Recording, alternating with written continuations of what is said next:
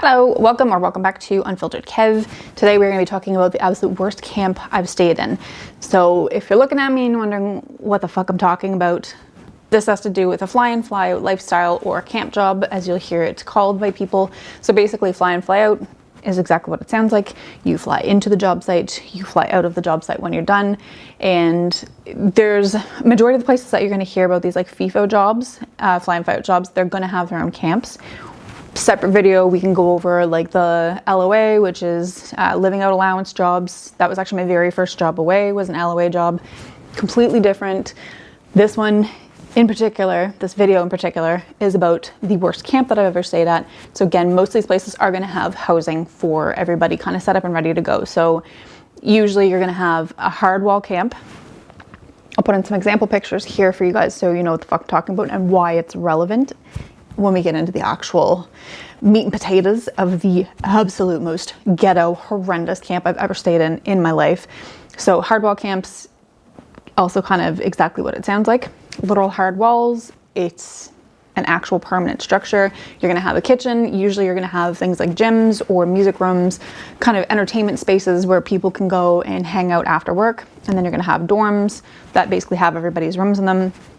So many different configurations for these dorms. There's so many different bathroom configurations when it comes to camps. I have stayed in camps that have private bathrooms, which is like for sure a non-negotiable at this point. Let's be honest. Like I would not share a bathroom with people at this point in my career and at this point in my life, but I have done fully shared bathrooms. I've done Jack and Jill, which is when you have basically one bathroom for every two rooms. So essentially the rooms are connected by the bathroom. There's a door for either side, and so you have to like lock the other person's door when you're in the washroom, and the washroom will have like the toilet and the shower because that's the shared kind of bathroom space, and then the rooms will have their own sinks. I'll try to put in pictures here if I can find some that kind of show you that style too.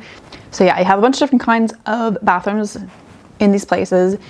The worst camp I've ever stayed in was, of course, as to be expected, shared bathrooms.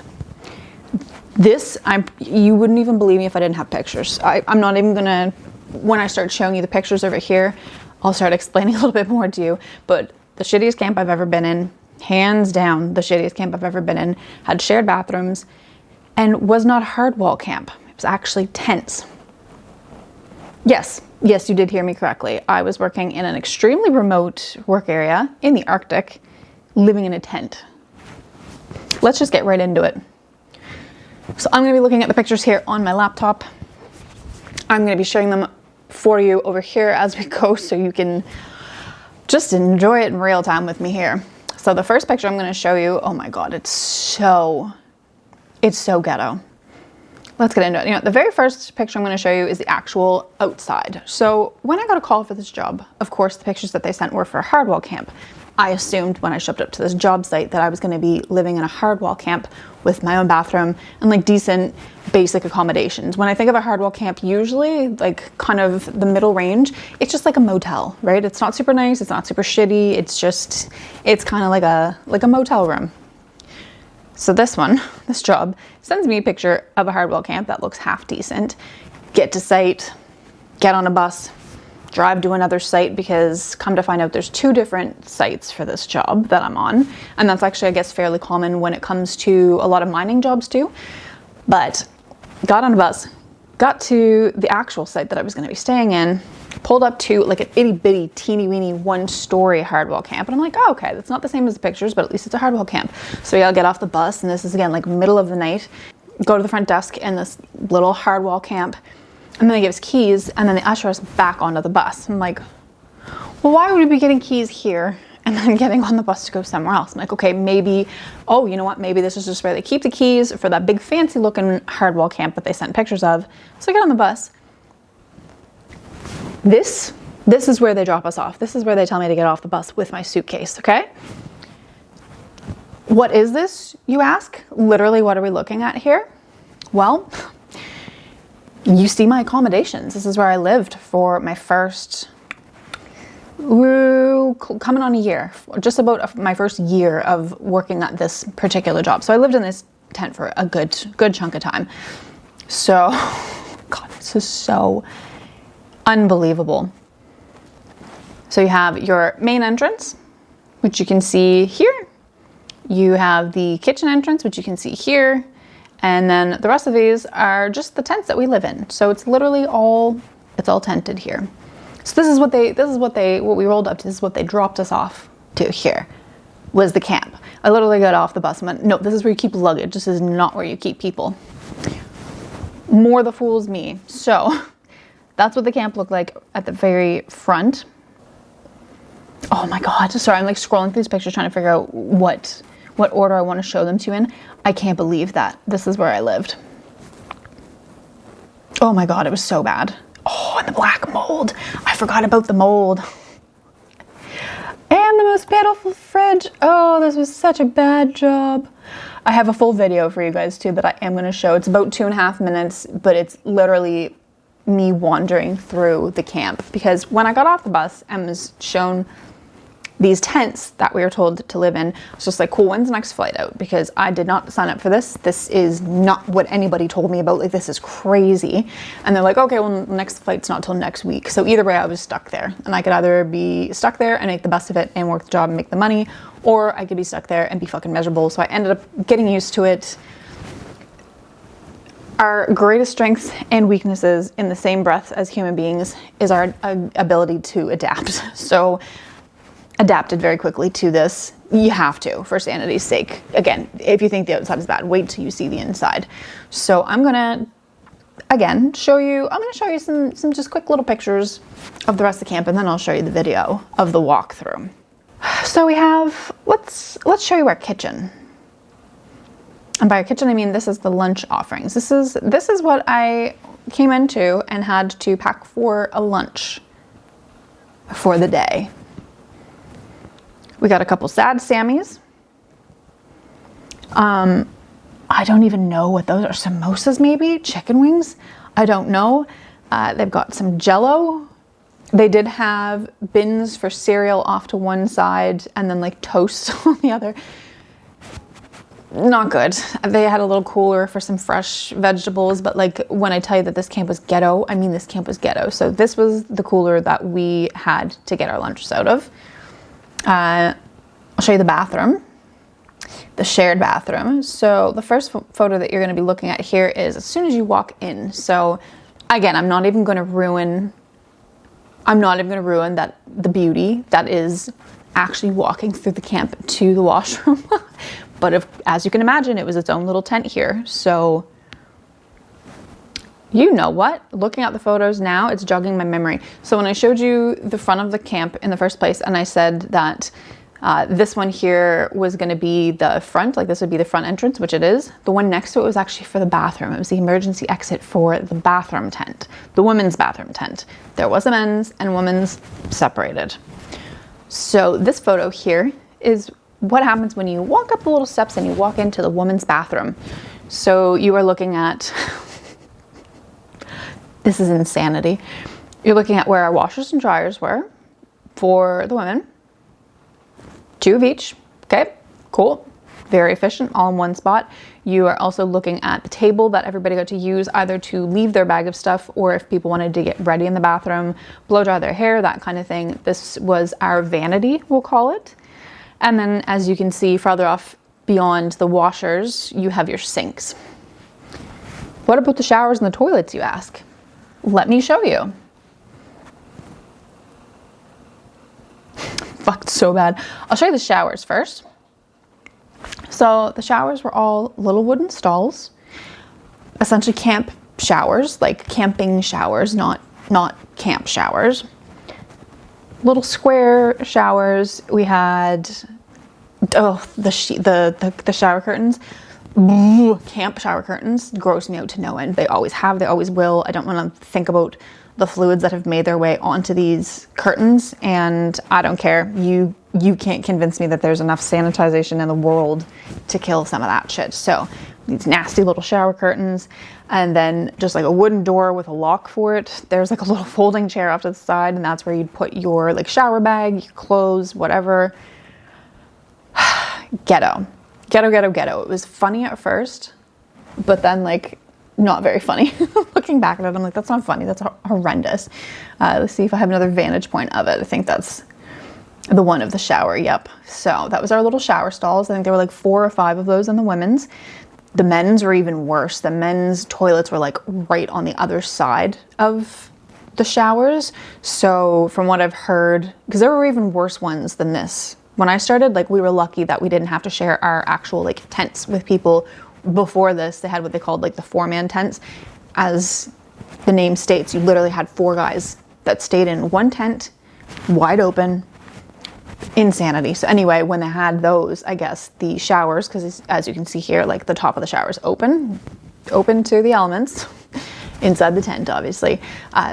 They had the toilets lined up in front of the showers for the guys, so that like guys said that they would be sitting there like taking a shit and be getting splashed on from whoever's in the shower behind them. Like, absolutely not. So again, at least perspective wise, at least our showers and our toilets were on opposite sides of the tent. As for the toilet, this is it. Yep. That tin foil that you see, that's literally the insulation for the dome tents that you see. And the toilet's right up alongside it. You have plywood stalls on either side. Again, no privacy, no semblance of privacy. You can throw stuff at each other over it. If somebody runs out of toilet paper, you can just boop, throw a roll over to them, help out your neighbors. So that was the toilets. That's the women's washroom. And again, I'll show you the whole kitchen when we have the video up here. But the next thing I'm going to show you, I'll show you my room. I'll show you my room. So when I very first got there, the first room that I had, well, no, they're all pretty fucking bad. I'll show you. So again, you've seen the tents from the outside. You've seen the domes. So what they did for, it's so ghetto. What they did in these tents is they broke it into 4 rooms on either side. So just teeny tiny little compartments. Like we barely had room for like a twin size bed and then like a little table behind it. It was super small. So I think it was like 3 or 4 rooms. Again, you'll see it in the video. I'll try to count the doors when the video pops up. But I think it was either 3 or 4 rooms that it was like separated into. So in these ones, at least, we did have walls, and we did have like that outer wall ran all the way up to the ceiling. So we did actually have kind of like darkness. We had privacy, as much privacy as you can have when you live with people in a fucking tent. And the rooms were equipped with, usually you'd have like a hook on the wall so that you could hang your jacket, your sweaters, your bags, whatever. Usually you had milk crates for your bedside table, which you'll see in this photo right here. So ghetto. I got 2 milk crates, so I was lucky. I was living large in this first room here. So you can see there's 2 milk crates. There's like the prison style cot that's tucked right up against the tent wall. And in winter, fun fact, your blankets would literally stick to it. Wild. Absolutely fucking wild. Again, you cannot make this shit up. I have photo evidence here for you guys. So here's the cot. Here's the milk crates from my bedside table. And then we, if we were lucky, had like those plastic white camping tables. And that's where you could leave some of your stuff. Insanity. So here's the opposite view. So again, tiny. You literally had enough space for a twin bed and then that like camping table ahead of it. So this is the other vantage point. Like this was it. I could not believe that this is where they actually expected people to live and that people lived here willingly. Again, you adapt. I adapted. I stayed there for a while. The job was great. The people were great.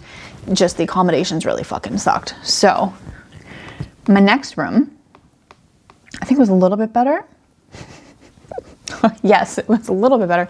I still had my camping chair, but my bed was moved off to the inside wall so that, again, winter, you wouldn't wake up frozen and like blankets and stuff literally stuck to the tinfoil wall. And then I actually had a folding chair for my bedside table in this one. And if you're sitting there and saying, well, Kev, when you're talking about winter, what did you do for heat? Because there are no heaters in these little tents. You would be correct. If you want to know what we did for heat, every little cubby was equipped with a thermostat. Oh, okay, perfect, a thermostat. You think like the one that you have on the wall, you've got a dial, you've got some buttons. No, silly, not that kind of thermostat. You had a matrix thermostat. You'll see this in the video. Literally, it was a stick on the wall. I Promise you, I'm not making this up. It was a stick on the wall, kind of like T-shaped, and so it was like a vent. So the top of the T-shape would close off a vent that was kind of open to like a sock style heater. So they'd have like little fan heaters that ran, but they'd run through socks. So if you are like familiar with job sites or anything at all like that, like Herman Nelson, think of like Herman Nelson socks, things like that, right? Like your actual heater socks, they'd run those through the tents to heat them. Because also, as you can imagine, living in a tent's kind of a fire hazard, especially like a plywood walled tent is a bit of a fire hazard. So they would have these socks, these tubes for heat running through the tent. And if you wanted the heat, you would move your stick down with that little block and you would have that vent open so that the air would blow through to you. And if you didn't want that heat, you would close it, block the fucking heat in that way. Again, you'll see that in the video. And actually, speaking of which, again, you're probably like, no, it can't be all that bad. Like you can't be serious. Oh, we're so for real here. So let me mute it, but I'm gonna put the video here for you. And this was a literal walk through the camp from the very beginning. And I would also like to let you know, you felt inebriated every time you walked up and down a hall. I'd call it like the speed wobble almost, because everything was slanted, because again, this camp was full of black mold, which we also have photos of. That's why it ultimately ended up getting closed down and burnt to a crisp, because it was moldy and they couldn't ignore it anymore when the inspectors came. But everything was slanted and continuously falling apart. So you'd literally be like speed wobbling. You'd feel like you were loaded walking down the halls. It was so crazy. So you'll see that here now. So this is walking in that very beginning, that very front opening that I showed you. So this is their little games area in the tent when you come in. So you've got foosball, you've got a TV with a couch, probably don't want to sit on, but in case you wanted to hang out. We're looking up the hall now. So up there is where the dry is. That's where you keep all of your work clothes, things like that. Oh, we're speed wobbling down. Okay, so this is the female washrooms. As you just saw, the men's are pretty similar. We've already kind of gone over that. We're just speed wobbling down the hall. And again, this isn't just like me taking it up at a weird view. The hall was literally slanted like this. It's so wild. So you finally make it down at the end of the hall that has the washrooms, the laundry, all that good stuff. Okay. So this is the entrance to the kitchen. So that's the fridge is where we had our food. The kitchen was teeny weeny. Again, it had like cereal on one side, toast on the other. So now we're going through, because you have to make sure you have your room key. Now we're going through into the actual like accommodation tents. So let me pause this one here for two reasons. Please keep in mind, remember this blue cup for later on. Remember this blue cup for later on. There's no cell service at this particular site. So if you wanted to call out to people, you'd either have to hope that the Wi-Fi worked, which it doesn't half the time, and then they'd like block. Oh, they put so many blocks on it, it's ridiculous. So then the only other option to call people would be in these phone booths. It's a fucking ghetto wooden tent. So they just built ghetto wooden phone booths. You're right next to each other. They've got a phone, they've got tissues, and then whoever was in this one left one of their blue cups here. So again, keep that in mind. File away the blue cup for later on. But let's continue. So this is the phone booths. Bunch of phone booths, which is, I mean, kind of nice. At least that there were like, excuse me, at least there were a bunch of them. God. Accommodation wings. So up and down both ways, it's just tents. And you'll see the numbers on the walls as we're going for what number tent you're in. And I will blur out his face, but this is one of my buddies who worked with me there. Here in the video, me saying, "Oh, I'm just taking a video, just end." Kind of laughs because you have to see it to believe it. So I was in tent number 19. So at least we had fireproof doors, right? Like the rest of it would 100% have gone up in a blaze, but we did have fireproof doors. So let's count it. There are, oh, I think there's 3 rooms for each tent. 3 rooms or 4 rooms? Whatever. I was in the middle one for the sake of this video. Get your little key. Little motel looking key. Home sweet home. Again, this is my very first camp room. There's my bed. Here's all my stuff out of my suitcase. There's that thermostat I was telling you about. Push it up, pull it down. Bedside table. Wild. Just absolutely wild, man. And if you notice that duct tape there, that duct tape is to keep out some of the light, because that from the light did leak in a little bit. So, insanity. Okay. Now, if you remember back to the beginning of the story, I told you that when we first got down to the site, we got off the bus, we went to like a single story hardwall camp where they gave us the keys for the shitty ghetto tent camp. So if we wanted to go to the gym, obviously that shitty little tent camp did not have a gym. You did get a bit of a workout walking up and down those crazy fucking halls and doing the fucking speed wobble. But if I wanted to go to the gym, which obviously I did and I do, I had to get up, call the bus or get a bus or try to find a drive and go from that shitty little tent camp to the main camp. And then this was the gym at the time for that main camp. So not terrible. They have done some upgrades since then, which is nice. Yeah, actually it looks a lot different now. It's way better now than it used to be. So at least they finally started to put a little bit of like effort into having somewhere for people to stay healthy and happy and active and fit. Yeah, that was the gym. That was my sad little bed. I can't believe I stayed there. I cannot believe I stayed there. Okay, so the last one I'm going to show you is literally, again, as you can imagine, tents aren't very soundproof at the best of times, and it's a 24-hour operation. Most of these places, again, if you're hearing about like FIFO work or camp work, most of it's going to be in oil and gas or in mining, and those are going to be 24-hour operations. They run 24 hours a day, 7 days a week, 365 days a year kind of thing. And regardless of whether you're on day shift or night shift, there's obviously going to be something going on around you. So this last little video is just what the lullabies were for us in that particular camp.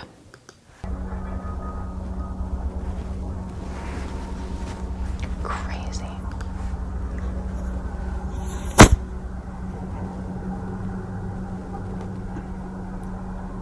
Beep, beep, beep, beep.